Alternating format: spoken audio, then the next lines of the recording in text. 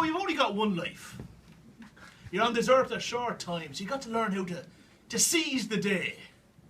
That's what my father used to say. There's an expression for it, a Latin one. Carpet.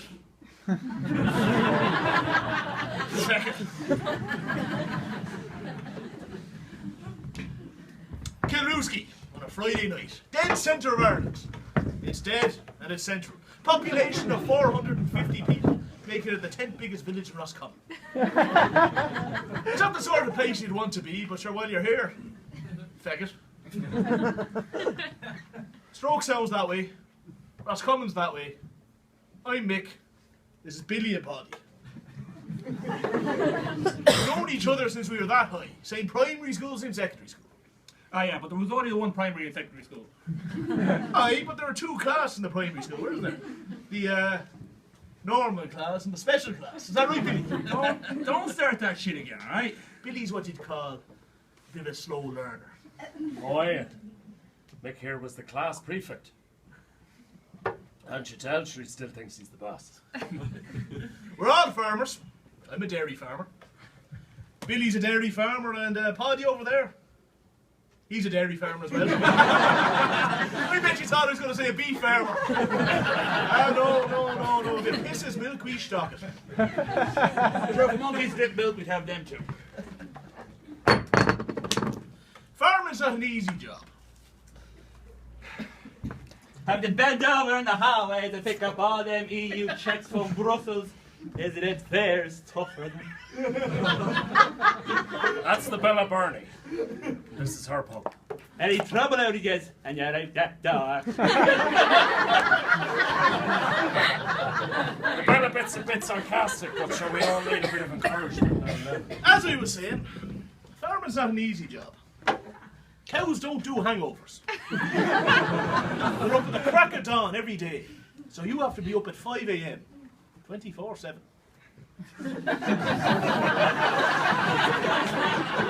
And the holiday is like a military operation. So every Friday night you got to learn to put the hair down a bit. So we gone to Bernie's for a few pints. It's a bit of a ritual. I remember back in the old days we used to drive down. But them lot up in Dublin brought in those draconian drink driving laws. I remember when they first came in. I said to the local Garda sergeant, I said, Joe, you're not to follow those rules. It's for them lads up in the pale. But by the book is Joe. He's a stickler for the rules.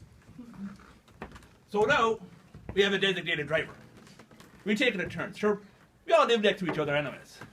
This way, if we get caught, there's only like one of us has to pay the fine and the penalty points on all three of us, you see? The agreement is we'd all chip in and pay the fine, but no, these two boxes. Ah, sure, we're always there for each other. During the calving season, I'd be up helping give birth to a calf. Then I'd find Billy behind me, pulling it out. Or, if Mick saw the sheep upturned on Mick's farm, she'd be up in a hoosh to kick it. Who's this? Or, poor Mick found a poor old sheep with his head stuck in a gate. She'd be able to pull it out in a flash. Anyway, you get the idea.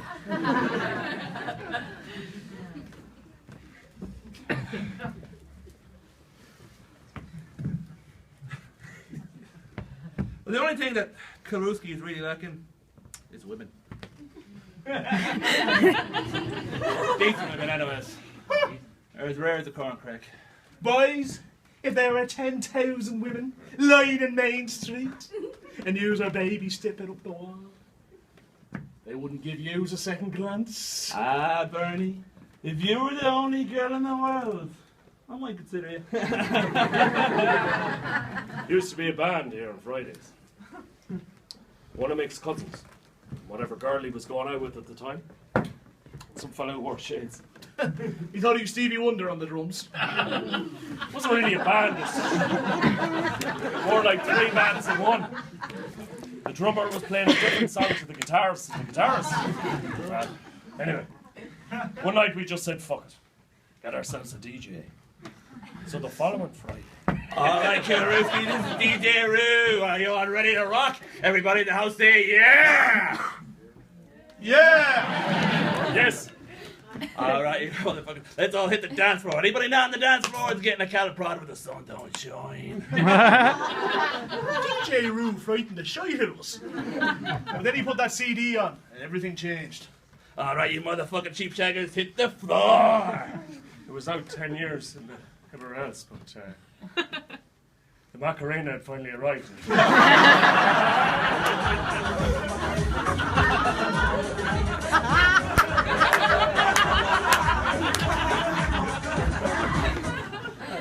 were all over the shop at first. But by the third week, we got the hang of it now.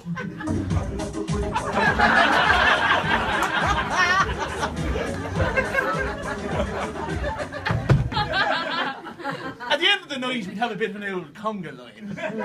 There's only 3 of us in the bar, so it wasn't much of a conga line.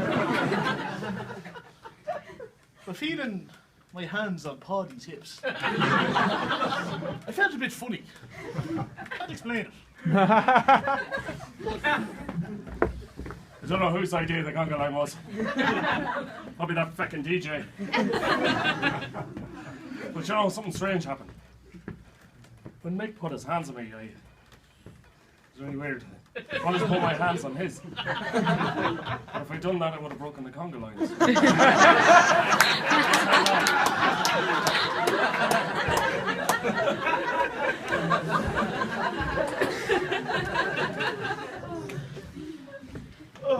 The next week, Billy was moaning like usual with the lack of women in the village. Then the Bella Burney had a bit of a brainstorm.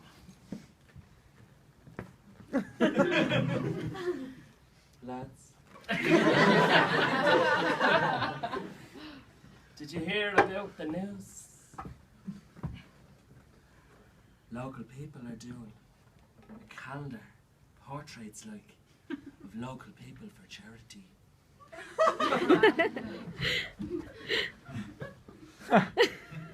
Tuck in your tummy and hold your breath. They might get a woman out of that.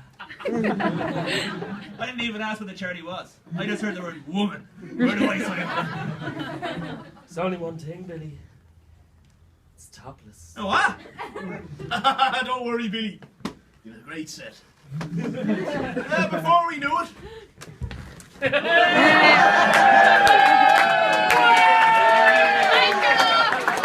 were strutting our stuff. Oh, yeah, gorgeous. Oh, yeah. How much you got? Oh, yeah, that's amazing. Oh, my God, I could take you home. Oh, yeah. Show it. Oh, yeah. And there was a bit of fun as well. Oh, God. I tell you, you pose for a calendar, topless, and they still make you buy the feckin' thing. Naomi Campbell wouldn't be putting up with that now. I know. There were women in the calendar. There had to be. Sure, these days there has to be women in everything. Oh, no, in fairness now. You'd have to go to the Costa del Sol to see a topless Roscommon woman usually. And they were good looking. No, they were.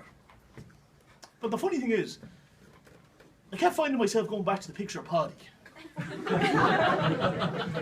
It made me happy. But not just that. It made me feel... Jesus. I did something a bit feckin' weird there a few days ago. I cut out the picture of Paddy. I just like seeing him smiling there. Jeez, I must be spending too much time on my own. I've been meaning to take it down, but I just can't. Makes me feel good, you know? Seeing him there. Looking at me.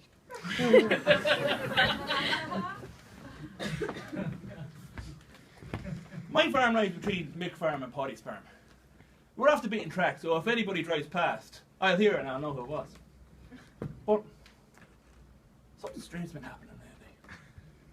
The other day, well no, it was Tuesday week, yeah. The old dog starts barking like crazy. So I look out the window. Who do I see but Mick on a bicycle, cycling away like Billy-O? That's a bit weird. Now, I haven't seen Mick on a bicycle since 1987. So the next Friday at Bernie's, they ask him, I don't know, anything happened last Tuesday? And he says, no, it's nonchalantly as a farmer can.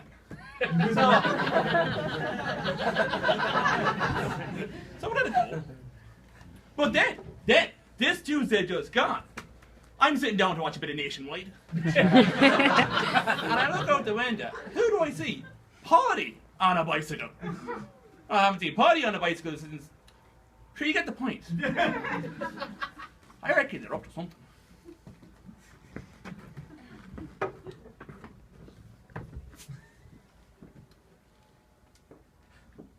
They say you can never see it coming when it's yourself. And I didn't.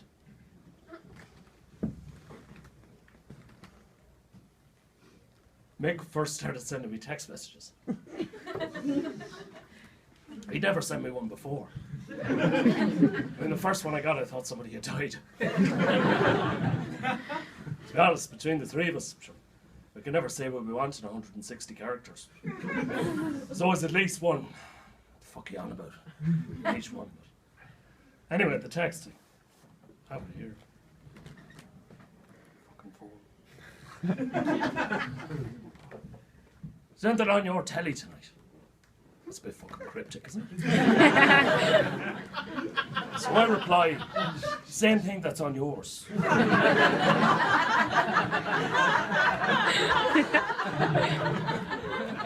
Now, I left out my usual way of ending, which is, you fucking idiot. Must have thought I was playing hard to get. Well, it wasn't. I mean, truth be told, I've known Mick on and off since I was 12, and this is Roscommon, Kilruski, and the only bloody constituency in the whole country to vote no. So about 10 minutes later, I get another text. It says, the rabbit ears broke. I've no reception.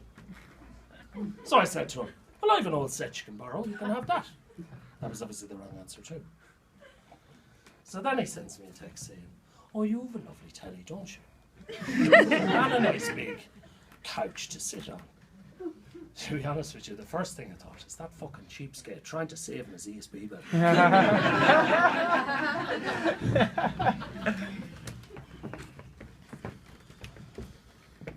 That Friday was my turn as designated driver. And normally Mick and Paddy will talk shite. Sometimes funny shite, sometimes boring shite, but sure I can always swallow it, you know. This time though... Billy, do you love The Wizard of Oz? Yeah, I did when I was 8. You know, it's funny. We've known each other such a long time. Sometimes you think you know someone, but you don't really know them, you know what I mean? Sometimes they don't even know themselves, Billy. Yeah. It's like the way you love sheep. Well, let's say one day you look at your sheep and you think, you know what? I don't really like sheep. Maybe I want something a bit different, something a bit more exotic. Everybody's on something.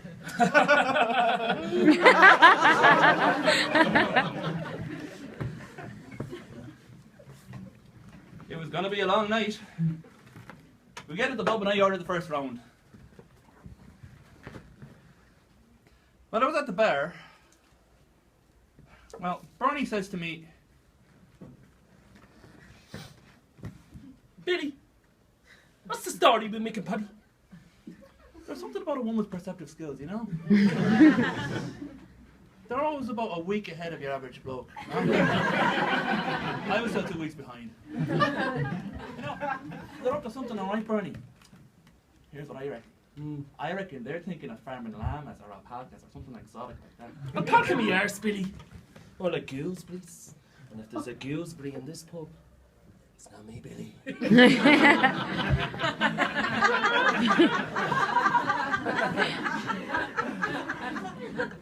That Friday was the same as any other. 5 months in, still hadn't gotten tired of Macarena.